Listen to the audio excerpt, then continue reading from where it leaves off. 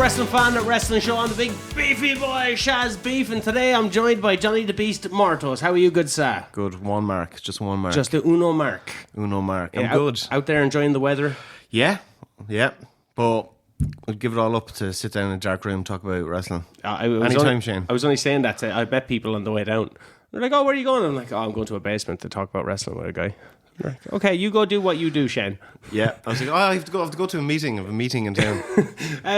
Wrestling. Did you watch the Backlash watch along that we did? Our first of its kind. Some of it, yeah, I did. I mean, yeah, the whole thing. I mean, as much as I like looking at you, yeah, it's a long time, particularly to do that show twice. It felt. I would have watched it live along with you if I had been able to stay awake for the pay per view, which I didn't. That was a struggle for us. It was a struggle for me the next day. Yeah. Well, that main event in this era that we're in was a callback to a previous era, the PG era, where John Cena and Randy Orton went head to head. PG era for me is what turned me off wrestling, but some people consider a different era as maybe the worst within WWF history. I will fight those people. Well, all of those people write in, tell me where you live, I will come and fight you. You're getting deaded. The new generation. That's what we're here to talk about today. A massive change in what WWF was. But when do you consider that to have started? See, it's not like there's a definite start point and an end point, like any era. I mean, the PG era is when you're referencing that's the most least definable era. There's no characteristics there. I think any era you're in has to have very strong characteristics, I guess, but aesthetics. The aesthetics have to be different. There has to be just something different in how the product is manufactured and put together. And then obviously the booking and the stars are the biggest component of that. What I will say about the new generation is that was the first time, that in a long time, you're coming off the what do they call it? The golden era? Yeah, rock and wrestling. Rock and wrestling was a year, but the WrestleMania era, the Hogan era. Golden generation. Golden generation. So you're coming off the back of that, and what I will say is that because of the amount of talent changes in quite a short period of time, in predominantly 1992, for reasons which I'm sure we'll get into, you end up with a brand new cast of characters. Yeah, well, we've alluded to it before, from WrestleMania 8 to SummerSlam 1992, so many people have left the building. Hogan is gone. Sid is gone. Sid ends up coming back in the new generation. Yeah, I mean, Warrior is gone. Roddy Piper is gone. Legion of Doom are Jake just Roberts on the way out. Is gone. Yeah. It was a complete sea change. And I consider the start point for the new generation. For me, it is SummerSlam 92. Now, there's overlaps either ways. There's elements of the new generation later on, I think, which are effectively you got a lot of the DNA of the Attitude Era in that. But I would say SummerSlam 92 because that is the first time we have a Hulk Hogan free main event, possibly since WrestleMania 4, perhaps. And he shows up in that anyway. That's not a Royal Rumble. Yeah. He does. He finds a way, and he always finds a way, which we will also get onto when we come to 1993. But I think you got Bret Hart and you've got Davey Boy Smith in the main event for the Intercontinental title, which is the first time that title is solely been contested, I think, in the main event. Yeah. As opposed to the unification at WrestleMania 6. But anyway, so we Hogan's just not on that card. SummerSlam 92, Hogan's not there. There's a kind of different cast of characters emerging in. I think that was a kickoff point because that's the first Bret Hart main event. Yeah. And I think Bret Hart is probably the anchor star of this era. Yeah. He's not always going to be the top guy. Vince is constantly trying to shuffle him out. So we end up with this kind of, you got a very streamlined 84 to 92 at least, where it's Hogan's the top guy. There's an experiment with the Warrior in 1990, 91. There's an experiment with Macho Man. But the one thing I'll say about Macho Man is it kind of just felt like Macho Man was always set up to just be a foil for Hogan. Yeah. Whereas Warrior was a very active attempt to find the new star, the person who would take WWF into the 90s, the person who was going to be the top babyface, because Hogan's drawing power was starting to wane in 1990.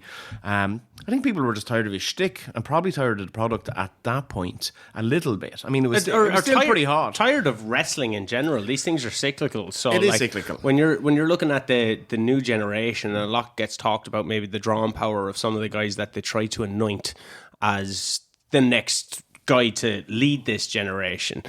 Like, maybe people were just a bit burnt out by wrestling in general. Yeah, and like what this presented really was, which I think was implemented ultimately kind of like successfully in some ways, but mostly unsuccessfully. This could have been like if Vince McMahon had his finger on the pulse of popular culture in 1992, in an ideal world, that's when you start the Attitude Era. You just do. Would that type of that type of crassness be accepted in 1992? Maybe not, but conversely, maybe it was the state of the product, particularly 93, 94, that helped fuel, the emergence of ECW and how the counterculture permeated into wrestling at that time. Vince was so far behind that, and he kept flogging whatever. I do feel that the new generation, and I think it's one of the reasons why it's such an unsuccess, it's almost like one of the most you're getting Vince at his most base, if that makes sense. This is just like fucking pure heroin version of Vince McMahon in a lot of ways, certainly when it came to gimmicks, because business is down. This is the era to start running like high school gyms and fucking armories, and creatively the product is just awful. It's all over the place for the most part. A couple of bright spots, which again we'll discuss, but it's just all over the fucking shop. Is that to do with the actual mind of Vince when that was happening? So you have to consider the steroid trial is coming. I know might be jumping the gun. Let's kick into that. What I'll say about Vince McMahon in this era is that for the first time laid bare to the world and to the wrestling world, everybody was able to see how much of a creative genius Vince McMahon was when he did not have a red-hot star. Yeah. Vince McMahon's creative genius doesn't start to become apparent again until 1997, which is, of course, when you got the emergence of Stone Cold Steve Austin, and you've got other acts starting to... So what you've got an era where he doesn't have these ready-made stars. The stars that he does have, like, for example, a Bret Hart and The Undertaker, are booked mostly kind of badly, again, saved a few occasional bright spots. And weirdly enough, Vince ends up kind of relegating one of his biggest stars. I mean, a guy who should be filling at least one of the 5 main event spots, and that's Randy Savage. Yeah, put him on commentary. He put him on commentary because at 40 years old, he thought he was too old, which is still... Randy Savage in that era where Randy Savage was been kicked onto the commentary booth is still younger than Finn Balor is now, Damian Priest, Sheamus, John Cena, AJ Styles, Randy Orton, CM Punk.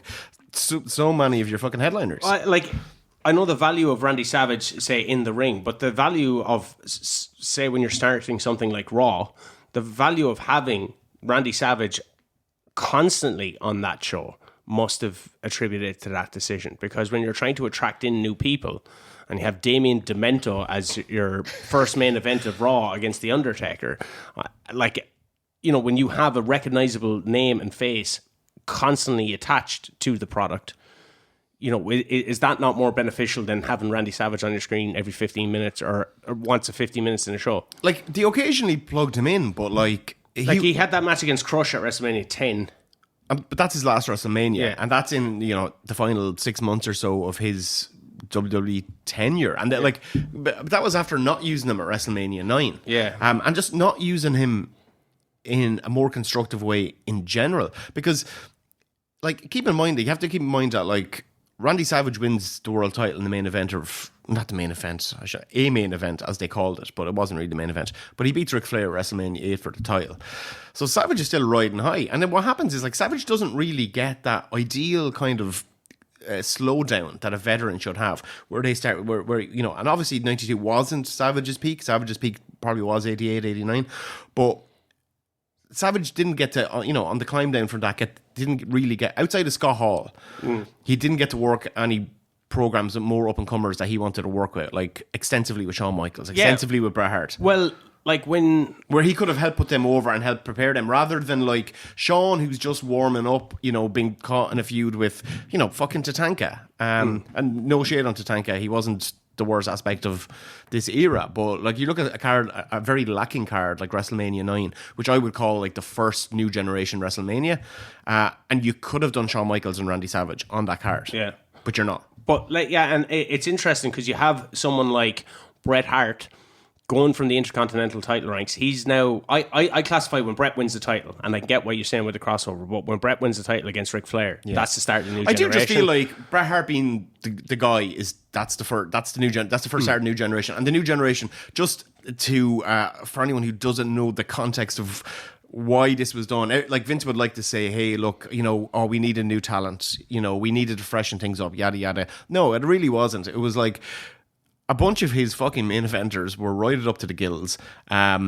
Shit was starting to go down in terms of like, Dr. George Zahorian getting the FBI arrested, the FBI are sniffing around, the drug culture of WWF particularly, because it was always way more body guys there, but down south not so much, it was a little bit more au natural down there, like a lot of guys were, that's a lot of different body types and lots of different types of wrestlers, which will come into play now in the new generation for the first time, really in a long time.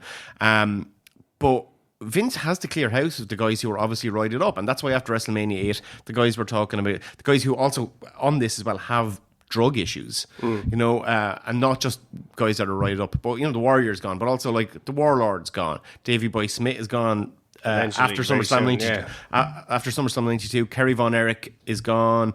The Legion of Doom are underway after SummerSlam 92 as well. And then the new guys that are coming in are Bret Hart, Yokozuna, who's a very heavy set person. The debuts, like Yokozuna is solid gold to Vince as well, because he doesn't have any real monster heels that he can put to the card. And then Yokozuna's already made one. His ascent is phenomenal. Like, it's really well booked, and like again, like he had a relatively xenophobic gimmick.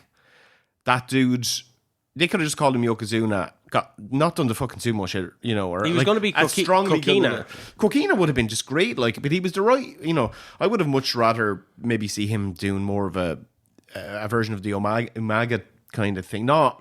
Maybe not the Umaga thing, and I think as it had evolved, like not going, this guy's like a fucking Samoan Savage. But I was actually talking to someone, they're not a massive fan of wrestling, and they said, "Oh, have you seen this soft ground Ugandan wrestling?" And I was like, "It's great that Uganda have a representation of wrestling now that isn't Kamala." Yeah, and then they looked and they were like, "Oh, yikes, holy shit!" Like. Kamala, Kamala was a great performer. That gimmick is fucking yeesh, Survivor Series 1992, he's up against Undertaker in a casket match. That's still remnants of the golden era. But again, but you have Shawn and Bret at that Survivor Series too. You do, that's like you got WWF title main evented for the, I think that is probably at that Shawn point. was Intercontinental Champion. He was the Intercontinental Champion, and that Survivor Series 92 main event was like, you got two not body guys, these are just like, they're not like small dudes, but they're quick, they're technically adept.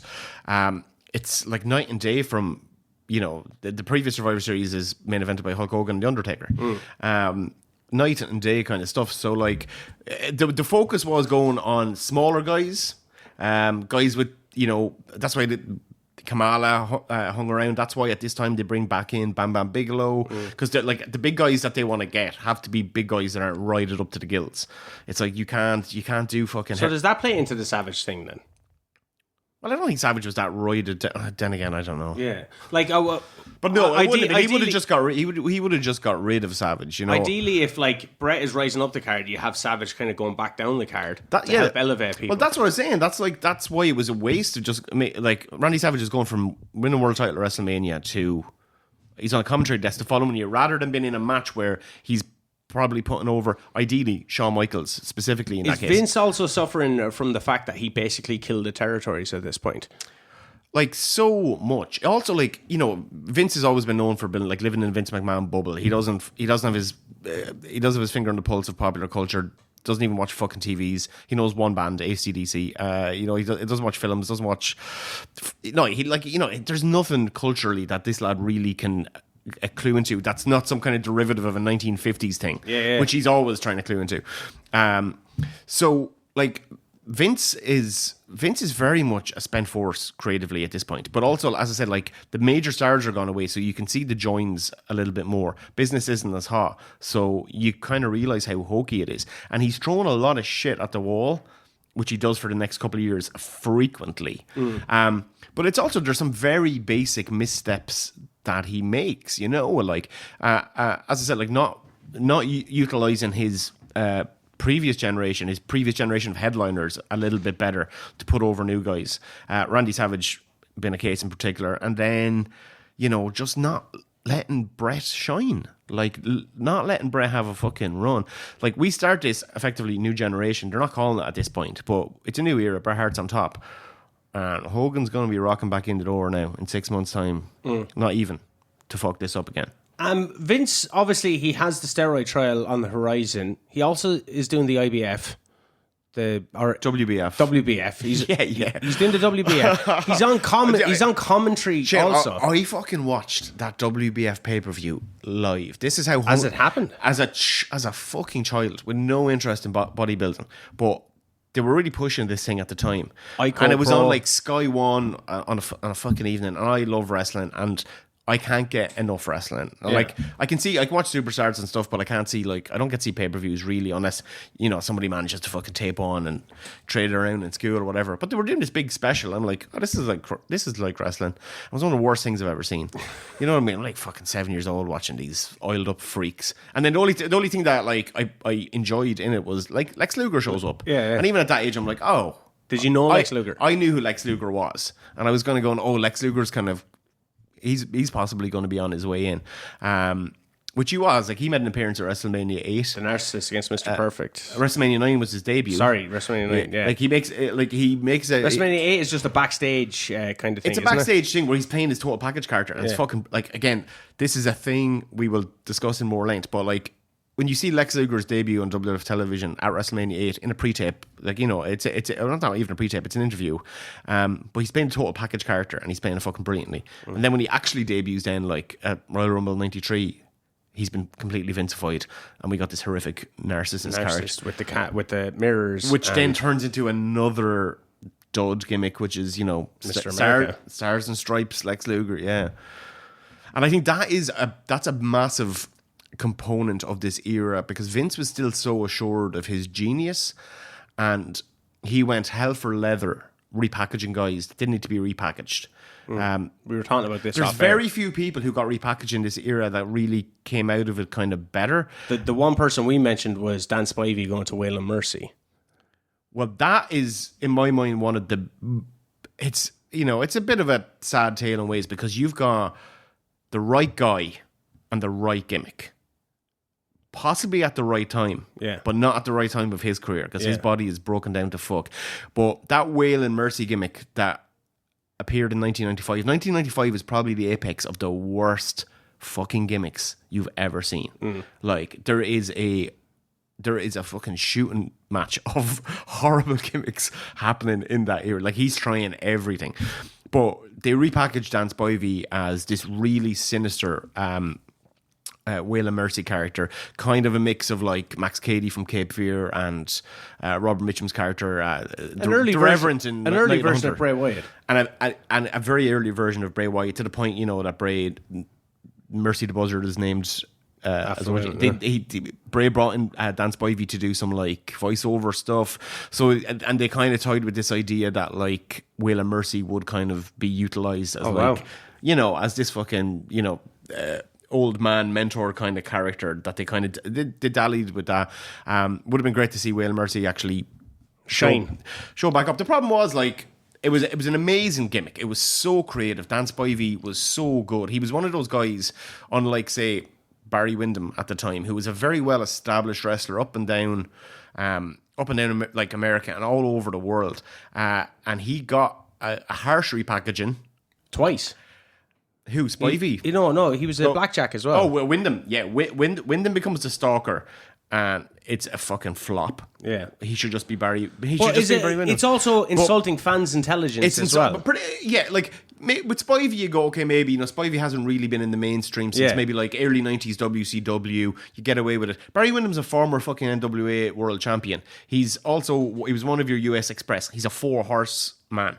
You find something else to do for Barry Windham rather than going, just put on some camouflage and hang out in bushes and you're called a stalker. Like, he got this, like, he's got a gimmick of like having fucking crafty wanks out in public and he's going around in a pair of fucking camouflage pants and he looks so bored. The crafty wanker would have even been better. The crafty wanker would have been a big improvement. But like, Windham is just looking at this shit ass gimmick and going, there's nothing I can do with this. Spivey, on the other hand, is that his problem though? Is that him going, I'm not feeling it? It's both, because you look at Spivey, like Spivey's getting like Danny Spivey, the all-American boy who 10 years previously is basically dressed and looks like Hulk Hogan. Dan Spivey is the replacement for Barry Windham in the US Express. So like, Dan Spivey is this, like, he'd gone, even though he's a real fucking hardshot and a real life legit tough guy, as he always has been. He grew out his hair and... But like, he physically transformed himself for the role of Waylon Mercy. The promos were fucking amazing. It was like a revelation. It was as close as like WWF would have gotten at that time to like getting Raven in there or channeling some version of Raven. But Johnny Polo, you mean? Johnny Polo in his New Generation guys. But Spivey just did amazing work with that. But like, unfortunately, he was cut short by his broken down body, and the gimmick just didn't go where it could have gone. He would have been an amazing foil for The Undertaker in that era, particularly when The Undertaker was crying out for opponents, which ultimately would benefit Mick Foley 6 months down the line. Well, looking at, like, say, The Undertaker's opponents during the New Generation era. Let's do them. You're starting off Kamala. No, yeah, well, Kamala, Survivor Series 92. Then you get Giant Gonzalez. Before you get Giant Gonzalez, you got a brief flirtation. And I was into this at the time, I will admit, with Nails. Oh, yeah. Nails is another New Generation kind of character who he was shit in the ring, but I kind of have a soft spot for the character. I liked his match, the nightstick match. I like the nightstick. Like, when he put the beating on the Big Boss Man, like, it is a hokey gimmick, a prisoner, okay? But when he put a beating on the Big Boss Man, I was hooked in that. They made that look brutal. I've a soft spot for Nails as well, because there was one thing he did that I really enjoyed, which was he throttled Vince McMahon like a fucking ragdoll for real. But he also... Then he gets fired and he doesn't come back. So that's why the feud with The Undertaker doesn't happen. But he also gets Vince off on the steroid trial. This is the irony. It's the fucking irony. He's the reason Vince got fucking acquitted, because he goes onto the stand and he goes, he's asked a fucking question. He's like, what do you think of Vince McMahon? He's like, I hate that fucker. I hate him. I hate his guts. And everyone's going, well, he's biased. Yeah. And like, that's why, who would have been in charge? Was it Jerry Jarrett would have been in charge? So Jerry Jarrett was been lined up. Bill Watts was actually brought in 1995. Okay. Bill Watts was given an office, which he probably pissed out the window. Yeah. No, Bill Watts was brought in because Vince is going, I might be going to fucking jail. Maybe my timelines are a little bit mixed up here. Vince is acquitted August 94. So maybe that was maybe the Bill Watts time. Maybe it was in 95. But you do see, because Bill Watts' son comes in 95. So that's a surefire mark of Bill Watts been somewhere around the territory. Go on, Eric. But the problem with it, like, Bill Watts was being kind of lined up to basically book it. Like, I thought it was Jerry Jarrett. Jerry Jarrett's too, apparently, but we see a lot of Jeff around that time too. And we see a lot of Jeff around that time. I don't know the intricacies of that, but like, basically Bill Watts just realised that everything he would decide Vince was going to veto anyway. And what's the point? Which is the same position, Heyman's been in, Bischoff's been in, anybody who's come in there under Vince who's got a little bit of booking sway eventually gets overruled. And all, like, it could be months of work, and he's just going to fucking rip it up on a whim. Like, I look back on the era with fondness, but I think it's very bright. It has a different feel to it. You've literally got a wrestling clown. Yeah. You've got all kinds of... This is when the occupations go into overdrive. Bin man. Duke the dumpster. You got a pig farmer. The Godwins. We got a plumber. TL Hopper. We got a ice hockey player. The Goon. We got a Portuguese guy who wears a jockstrap on his head. Aldo Montoya. We got a sultan. The Sultan. What other jobs of the era have we got? What was Quang? Kwang was a ninja played by a Puerto Rican dude. Yeah, Savio Vega. Again, this is an era where a lot of guys who should just be fucking left alone have to come in and are recycled through lots of horrible gimmicks. Like Al Snow. Well, Al Snow plays Shinobi, a ninja. Then he's got that weird Avatar gimmick. If anybody hasn't seen the Avatar gimmick, it's like a guy who... hold on. He comes... No. It was like a rip-off of Hayabusa. He comes down to the ring with his mask on, and then he takes it off, revealing his Al Snow face, and then has the match. Was that kind of thing? Or was the other ring? No. He comes down without the mask and he puts the mask on for them. It was a piece of shit anyway. Avatar. Leaf Cassidy. Then he becomes Leaf Cassidy, which is like a kind of 70s throwback character, which I kind of thought was... I like what him and Marty Jannetty were doing for a while. The New Rockers, huh?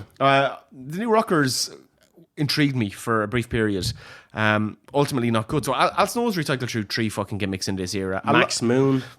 Max Moon is a gimmick which again was...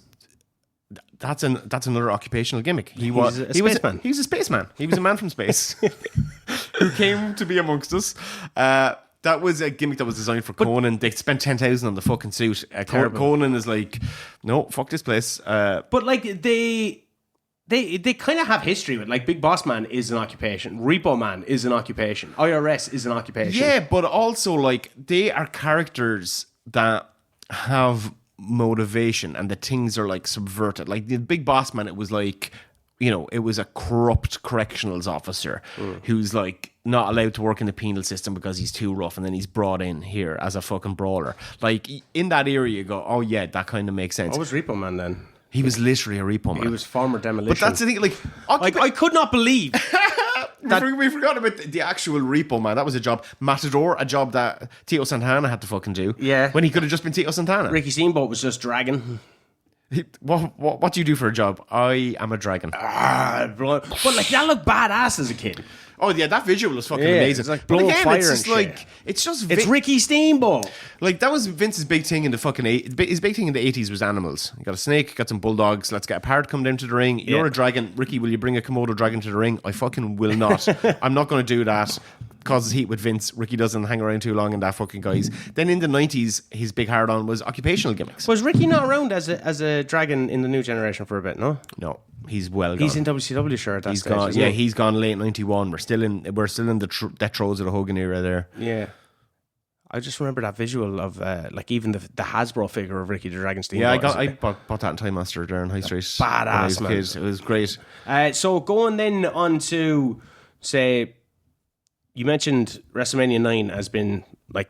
I think that's the first New Generation WrestleMania, I would say. And like by WrestleMania 10, you kind of have a whole new main event scene, really. Well, bar Yoko and Brett. There's one thing we should bring up though, like in terms of like everything that was going wrong and Vince immediately shitting the bed and Vince immediately reverting to type. Lex. Is that like, no, not even Lex. We get to WrestleMania 9. Who shows up and fucking steals the main event? Hogan's back. So now you got this couple of months where everyone's going, okay, like SummerSlam 93, the main event should be Bret Hart, Hulk Hogan. I swore, and I don't know if this is right. I don't know if this is just like a memory that my mind has fucking formulated itself. I was full sure I saw in a magazine a proper SummerSlam advertisement for like Hogan Bret Hart. They did a photo shoot and everything. Didn't they? But those photos haven't been released, have they? I just don't know how I would have seen that. Maybe there was something mocked up for it. But anyway, like this is when Hogan should be, if he's coming in, should be putting over Yoko, should be putting over Bret.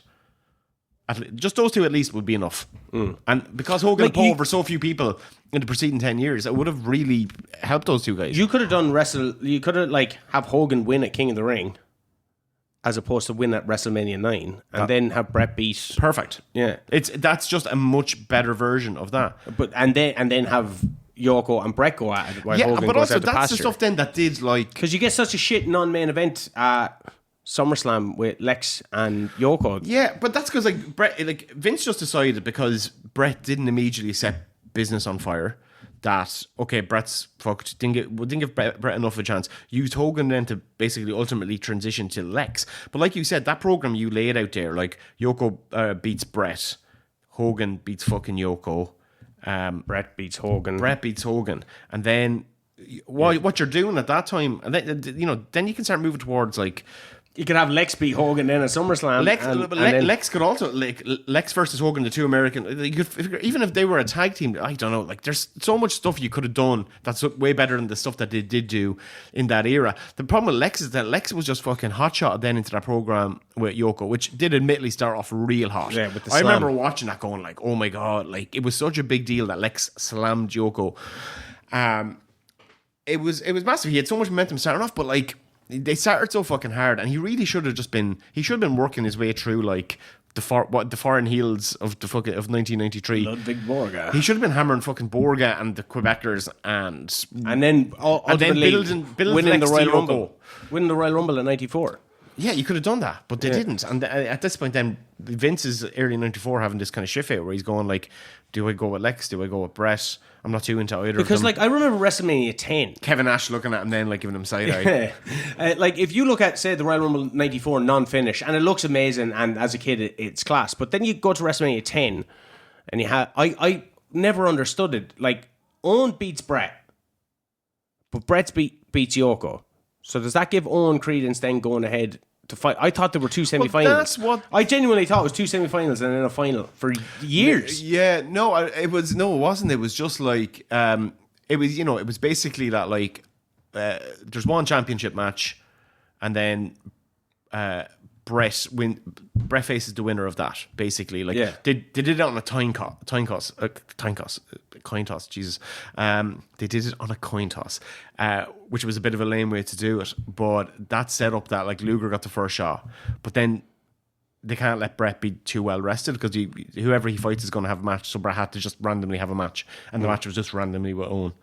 But what it did do is that like it set Owen up as, I beat you, Brett. I'm better than you. And that's the program then for the summer. Which again, at that point, you've anointed Brett in the main event of WrestleMania 10. Just commit to it, Vince. Give it 6 months. See what happens. See what happens with Brett. Let Brett and Owen fucking work the top program.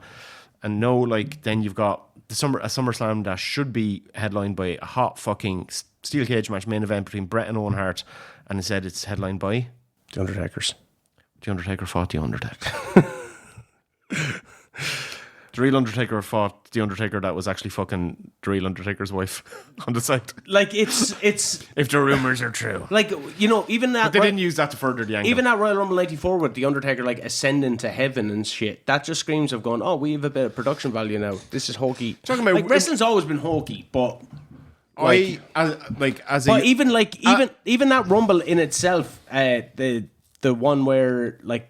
Or that match in itself, where all the fucking heels come out and just beat the shit out of Undertaker and stuff. There just didn't seem like any consistency. I remember looking at it going, well, it's just because they're bad guys. Is that why they're coming out to stop the Undertaker? I gotta be honest. Like as a child fan, when I first got the bug, like I was mad for everything. I was lapping it all up. Like that kind of late 93, early 94, I was just going like, I don't know what. I got 94, 95, I was not as into it. Got back into it probably like really kind of got interested in again inexplicably like late 95 going into 96. And I think a lot of that was to do with the fact that like Nitro was heating up. Yeah. So I was just... Oh, Nitro was a shot in the ass. It really was. And I just became more interested in fucking wrestling like at that time. So like... But like 94 and 95 is probably like, that's the real fallow period. That's like as bad as it gets new generation wise. Even though there's a couple of bright spots. Mabel winning the King it's of all the Ring. It's all over the fucking shop. Like so like Bob Backlund comes back. That is, to my mind, one of my highlights of that era. It's one of the best. He stunk out WrestleMania 11 with Brett though. That was a bad match. Are you denigrating the Bobster? The Bobster, like, do you ever see? I understand. Do you ever see his promo? Like, he was originally Vince wanted him to turn heel and go up against Hogan back in the day, and he rejected it, and he like went off and did independence and cutting promos about like I'm not going to break my character and all that. And then like 10 years later, he comes back as. You know, I mean, it kind of begs the question of what would have happened with Bob. That was so funny, though. That was definitely one of the most like incongruous new generation things at the time. was like late 92. It's like you get rid of all the body guys, all the steroid Flair guys. goes. Like, well, Flair goes because he just not gonna be a main eventer. He's not going to be a main eventer anymore. Vince thought he was too old, even though Flair had a lot more left to offer WWF in 92, 93. But they also then bring back Bob Backlund, who's like the pre-Hogan top guy, and he looks so out of place. Oh, ridiculously so. Even though he was like he was like maybe 42 at the time or something.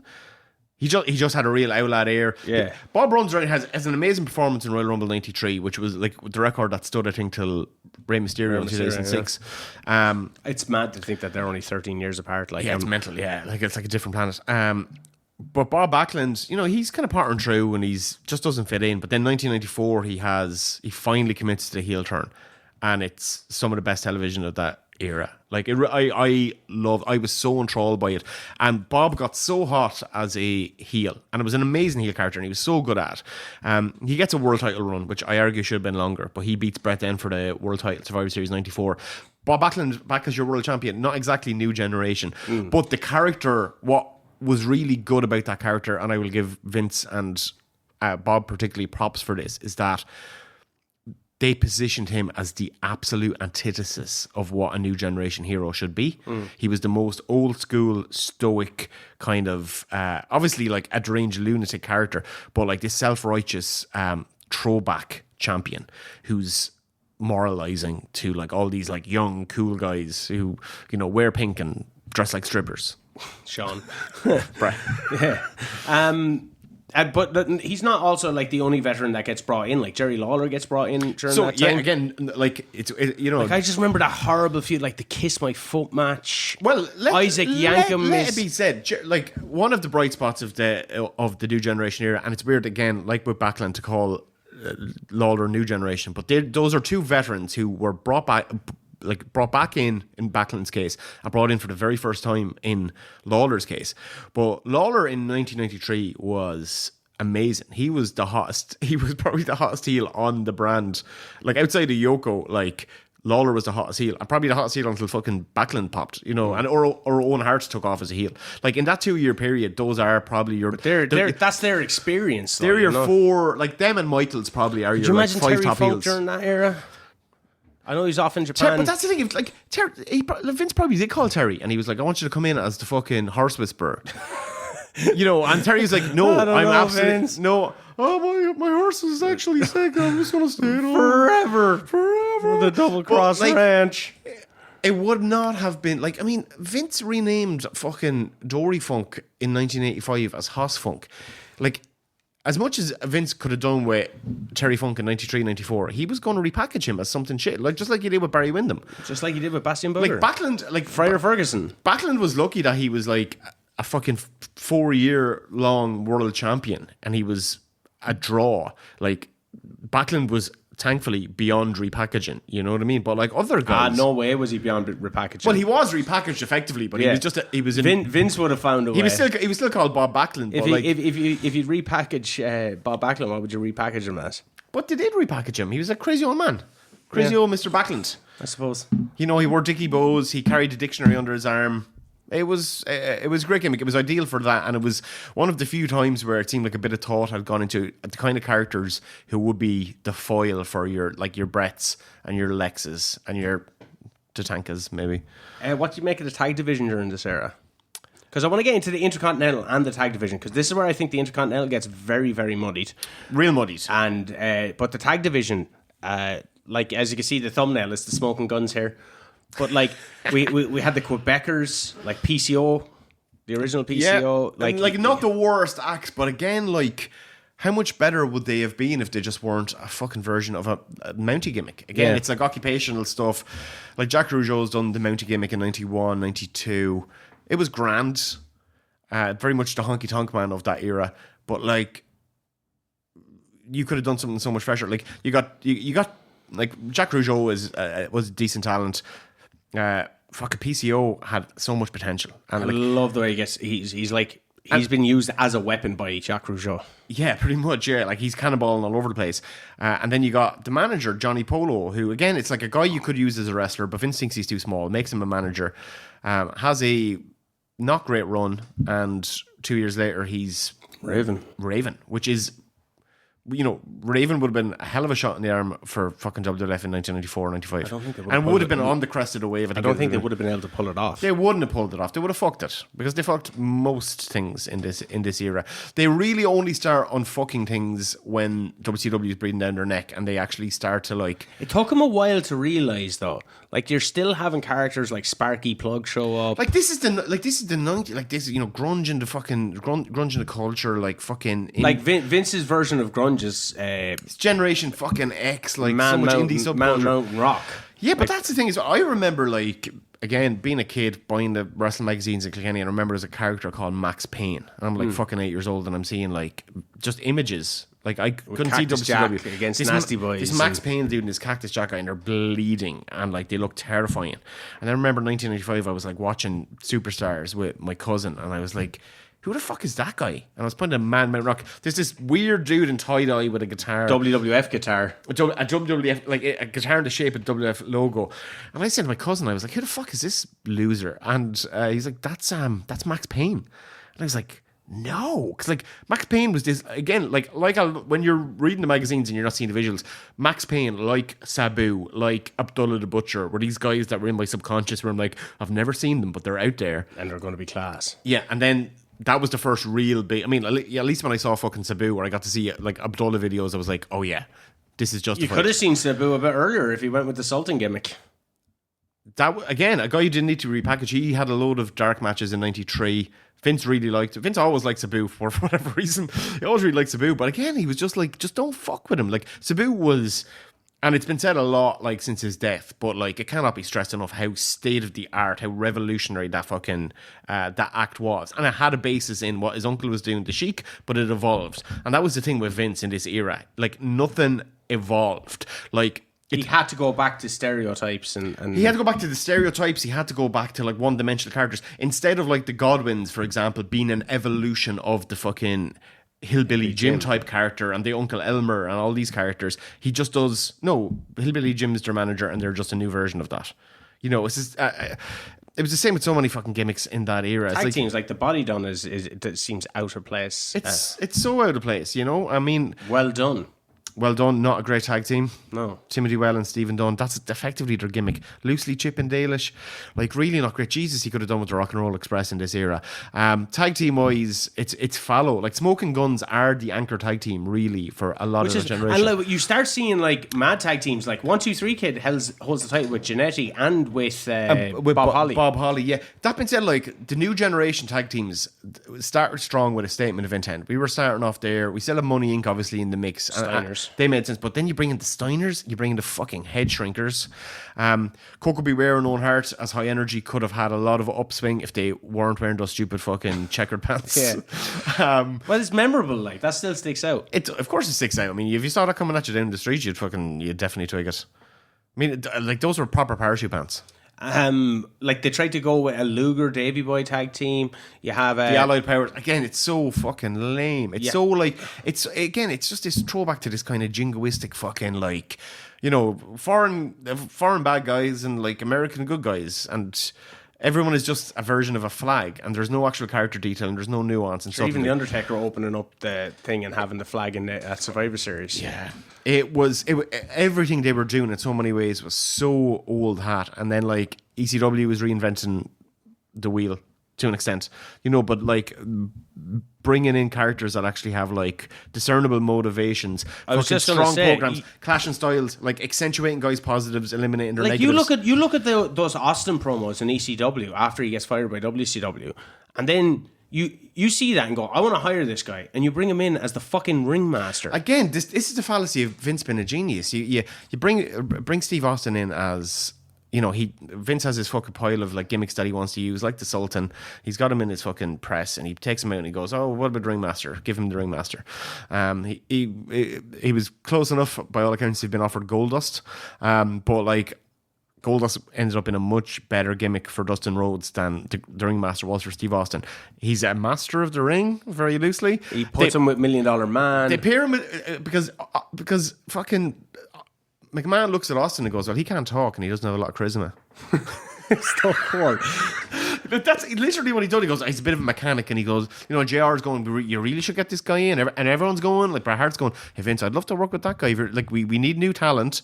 You're bringing the guys. A lot of guys you're bringing in are absolute shit. Steve Austin. This is late '95. Steve Austin's, Bret, it's late '95. Bret Hart has. It's already gone through Isaac Yankem. Keep in mind, Bret Hart has had to work a fucking program, including a SummerSlam match with the wrestling dentist, which is probably one of it's top 3 for me worst of that fucking era. The dentist himself gets repackaged then as fake Diesel before he eventually gets to become Kane.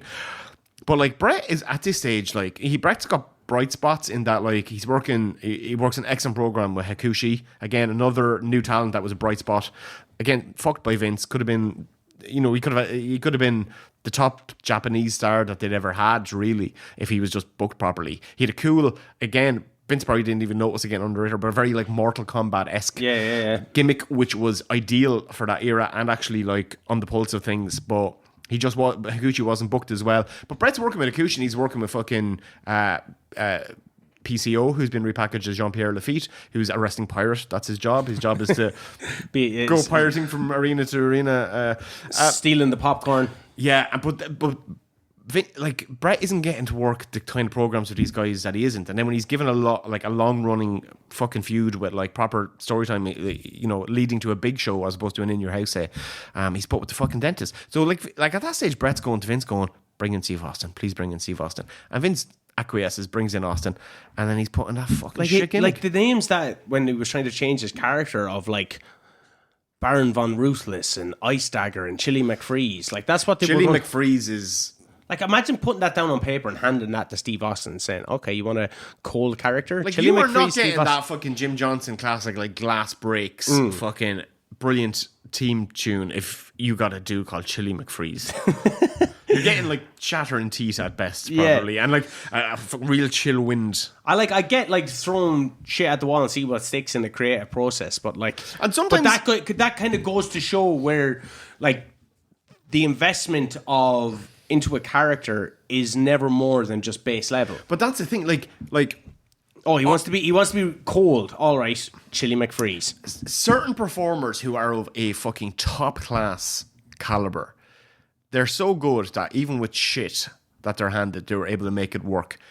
In this era, Austin is one of them. Like again, it took him a while to change it around, but Austin was basically, he was able to take all of that fucking shit that was thrown at him and he was able to turn it into gold. Would you say Triple H is the same? Triple H also, I think, did that. He was very flat for a while. He was quite buried a lot, like that hog pen match we were talking about. But beforehand. He did, like Triple H was one of the bright spots of the new generation talent. I definitely think, even in his like older kind of archaic Connecticut snob gimmick, he was a lot better than a lot of the things that was been offered. But like the likes of your Mick Foley's in '96, certainly your Dustin Runnels in '95, Ron Simmons in '96 as well to a degree once he got that fucking tin can off his head. Like really, Rocky Maivia, he's up and coming. He was green though. He wasn't like this established guy like the rest of them. This is a really established guy who gets a mad kind of like repackaging, like Mick Foley did, Dustin Runnels, Ron Simmons, but he was able to make it work. Like they were all able to make it work. And Rocky took a while, but I think by the time Rocky turns around, we're in the Attitude Era. Like, yeah, that's fair enough. Going back to the new generation and talking about maybe some of the Intercontinental title scene. Of course, you have Razor Ramon, Shawn Michaels dominating that. But you get a lot of like crap. Like you have the teacher, Dean Douglas. One of the worst gimmicks given to like a very good guy, but I think it's interesting because like he based his career off how bad that went. I can see a version of that character that works with a Shane Douglas who himself is given a little bit more creative leeway. But the version of it that's completely dictated to him by Vince McMahon, and then you couple that with the fact that he had serious heat with the Click, which again is a massive feature of the new generation era.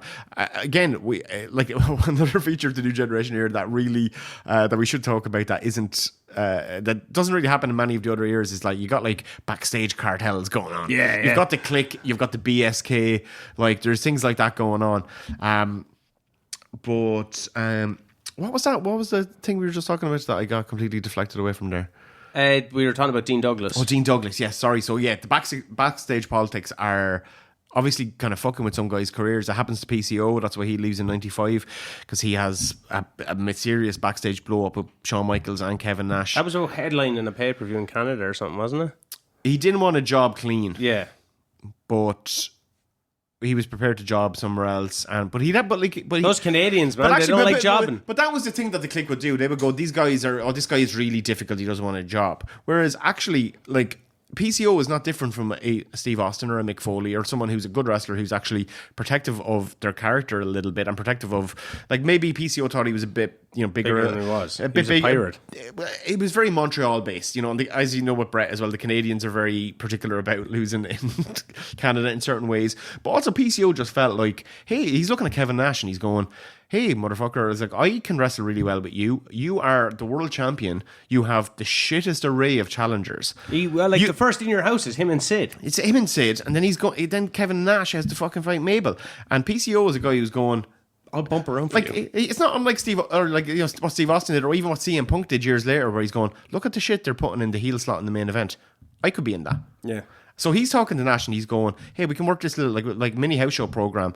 I don't need to beat you, but like don't like you. He gets the visual of beating the champ in Montreal, and then they work that into a fucking match. But also the dude's kind of going like, I just want to have a few reps with the champion. Like I want to work a house show program with the champion to show him and show everyone else that I can be plugged in with him as a main event heel foil. That's kind of what he's basically fucking pitching. But again, he got outmaneuvered by the Clique, like a lot of guys like Bam Bam, like Shane Douglas, like Chris Candido did in this era. Yeah. And they were all good fucking guys who that roster really needed. Saying those names, that Intercontinental title, we got Jeff Jarrett so many times. We got way too much Jeff Jarrett. So much. And again, with Jeff as well, it's like if you got a different version of Jeff. Not country singer Jeff. Again, it's so hokey. What's his occupation? His occupation, he's a country music singer, which Jeff did, in fairness to him, he's always been a quality performer. He did as much as he could have done with. Again, it's probably, it's that era's version of the Honky Tonk Man again, which they're going back to. Brian Armstrong gets a gimmick of a road technician. Yeah. So he's the roadie. He could have just been the fucking road dog there. He could have just been it's like so many of these guys could have been working the gimmicks they should have been working like a year or 2 years earlier. Like 1-2-3's kid's gimmick was that he won a match. 1-2. Imagine he bet a man 1-2-3. That was his gimmick. So you're the one. Imagine he bet by disqualification. But like he turns heel in 95. But like if he should be fucking X-Pac then. Like Savio Vega we shouldn't have had to go through fucking Quang to get to Savio Vega. You know what I mean? We shouldn't have had to go through all of that shit to get to fucking the one good version of Al Snow, which is like the head one. Like these are all gimmicks that like if these guys were just given the leeway. Is this not endemic of the fact that there's no territories to try this shit out on? Because like you were saying, Vince's creative, he was spent, but he just took all the biggest stars from the territories and enhanced the gimmick that they already had. If there's no territories to try that shit out on, that's what he did in the 80s, but in the 90s what he did for the most part was completely change their gimmicks. Yeah, but like they wouldn't. And that's from headliners to fucking jobbers. Yeah, like that's all the way down the card. Like, yeah, Lex Luger's gimmick is fucking changed. Shane Douglas's gimmick is changed. Fucking Tracy Smothers' gimmick is fucking changed. Like Tony Anthony's gimmick is changed. Like every fucking facet of that card was just guys getting kind of fucked with. Old dirty way white too boy much. Getting changed into TL Hopper. He becomes a plumber, and you go like. There's a version of Tony Anthony coming in there that who was so hot as like basically top heel in Smoky Mountain Wrestling, but like you could have just brought him in there and he would have been fucking great. Tracy Smothers as Tracy Smothers would have been great. Wrestled in Kilkenny, he did. Tracy Smothers, where was that? Up in the Carton Ballroom. Apparently a sound man. Yeah, very nice man. Yeah, I enjoyed my time with him. But 1-2-3 kid. If he had lost by disqualification, he would have been the DQ kid, submission kid, count out kid. I would have liked that. I feel like we've only scratched the surface of this. We really have, actually. We definitely have a part 2 because, like, we haven't touched on, say, a Lunder Blaze and the women's division. Let's get that one in very quickly. Bull Nakano. We can talk about it in basically the cliff notes on the women's division was like after killing the women's division around 1989, Vince decides to resurrect it in late 93, because again. He's lost so much fucking talent. He doesn't have a lot of feeder systems. He's destroyed the territories. He goes, maybe it's time that we can fill the card with women's wrestling. Keep in mind, Japanese women's wrestling is becoming like the hottest thing in wrestling at the time. Like all Japan women, like it's so huge over there, and the best matches in the world are happening in Japan with women's wrestlers. He brings them in. They're like amazing for a year, and then there's interest. He not that he necessarily loses interest, but like their matches are better than the boys' matches, and you can't have that, especially with the click around. So, you know, by when late, like it gets a 2-year run with a hot women's division. Then it's gone again. And you had so many amazing workers. Like you had Lunder Blades, you're bringing in Bull Nakano. Again, you bring in Ronda Singh, who's a fucking amazing heel, but then they repackage her. The women weren't even immune to that. They repackage her as Berta Faye, which was a really kind of tasteless, weird trailer park. Oh, my sweet Berta Faye. Oh, like, just terrible. And quickly, because we do have time constraints today, talking about Vince having his finger on the pulse of modern culture. Papa Shango becoming Kama. That's a downgrade of a gimmick. Yeah, it is a downgrade of a gimmick, but it's going from that hokey gimmick to like an Ultimate Fighter type. What was Papa Shango's job? He's a voodoo man. He was technically a doctor. Yeah, he was. Papa Shango the doctor. Shango was it was definitely probably more of a new generation gimmick, and it kind of it did start off in that era. But it started off in '92. It was a way better gimmick than they booked it as. Like it could have been really cool. He should have been fighting the Undertaker at WrestleMania 9. You should have been building that for a year. That should have been the fucking thing. Those two guys are like best of buddies. But they ultimately do have a feud. That's what I'm saying. But when he becomes they have to feud the supreme fighting machine. The $1 Million Corporation, King Kong Bundy comes back. Out of all of Charles Wright's gimmicks, that version of Kama is the worst one. It's just so like generic. Like he melts the urn down to make a chain. And bring Shango back. You've already done like Royal Rumble '94. Yet like this is when me as a kid, it's like it's straining incredulity where you're kind of going, the Undertaker has just gone to heaven live on the pay-per-view. I wish there was someone who could bring him back. Died. But like Papa Shango is perfect for that hokey shit. Because like Papa Shango is like Kama is connected with the $1 Million Corporation. Yeah. DiBiase is ultimately connected to the fake Undertaker. Like you could have done something. I hate that $1 Million Corporation. I did. They were like conceptually a great idea, a kind of like OG version of what the corporation would be. They just never seemed to be fluid. It never clicked. DiBiase was just generally, as good as he was a performer, just not a great manager. Like he looked the part, and you kind of bought him as a manager, but he didn't do enough for his charges or for his opponents. Like he wasn't like, you know, far from a Bobby Heenan. Well, we'll definitely come back for a part 2, but looking back on the new generation, do you enjoy it through today's eyes? Would you still watch stuff from then? I'm more fascinated by the backstage machinations at the time. Everything that's happening backstage is way more interesting than it's an era. You're coming off a completely different culture as well from where the boys would have been. Not this, like back in the 80s. Like those miles traveled were hard, you know, so they're going to have to try and change the culture a bit in the 90s. Well, they had to because the fucking government were breathing down their necks. And yeah, Vince so that's was why being it's indicted. Interesting. Yeah, you have new people like vying for the top spot. And the top spot becomes open, and it has so much. It's Bruno's spot, it's Hogan's spot. That spot has prestige, but Vince is recycling. Like he's cycling through so many guys. He doesn't give Brett enough of a chance. He doesn't book Lex well enough. He doesn't book Shawn well enough. He absolutely fucks the booking of Kevin Nash. So the 4 guys who were anointed over that new generation era as the top guy, ultimately, like, you know, it was just a waste of a lot of their talents and what the kind of programs they could have done, and to really see if they could have supercharged business. I mean, Nash, if you look at Nash's actual personality, if he was just that, if he was to heel Diesel as a babyface, like he was the first person who had that massive problem that like Roman Reigns got bogged down with, where like, you know, so many most successful guys as faces were just face versions of their heel characters, but Vince kept fucking with that. That's why Shawn just died on his arse when he became world champion as a babyface, because he was just too valiant. Yeah, I mean, people just going to know, have that like scuzzy, cocky asshole Shawn Michaels, but just a babyface like he version. Got in the Attitude Era. He finally got there in the Attitude Era, yeah. It's been enjoyable. We're definitely going to have to do a part 2 because there's so many things we haven't talked about. Yeah. It's We haven't really delved into Mantor yet. yeah, like I really want to get into Mantor and Friar Ferguson and Phantasmo and Fantasia, oh God, MVP, the original MVP, or Abe Knuckleball Schwartz, as he's Yeah, more commonly fucking known, I hell. suppose. There's magic going on this era. We will talk about it. yeah, failed old gimmicks would be a good one as well. Well, this era is full of them. Yeah. The Well, most failed. This has been the Wrestling Fan Wrestling Show. Did you enjoy the New Generation Era? Let us know in the comments. Don't forget to like and subscribe. Until next time, I've been the big beefy boy Shaz Beef. This is Johnny the Beast Mortos. Thanks very much for watching.